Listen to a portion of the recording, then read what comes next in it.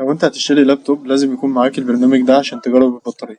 الأداة دي سهلة، مش هتحتاج منك أكواد ولا تسطيب، وفي آخر الفيديو هقولك على كام نصيحة كده أهم من البرنامج نفسه. مبدئيا كده هتفك ضغط البرنامج بالشكل اللي قدامك ده، تخش على البرنامج، الأداة هتفتح معاك بكل سهولة، مش هتحتاج منك تسطيب، هيبان لك التفاصيل بالشكل اللي قدامك ده.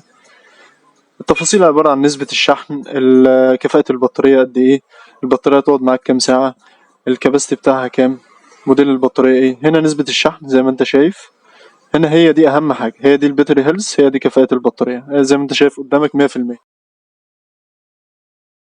هتبص تحت كده هتلاقي البطارية هتقعد معاك وقت قد ايه، فول باتري او ريميننج تايم، اللي هو نسبة الشحن الحالية هتقعدك وقت قد ايه. زي ما انت شايف جاب لك ربع ساعة، يعني البطارية 100% كفاءة، بس هي بتقعد ربع ساعة، فالبطارية كده بايظة. دي معلومة مهمة لازم تخلي بالك منها. دي هنا جايب لك ان هو ديس تشارجنج، دي حالة البطارية بتشحن او ما بتشحنش.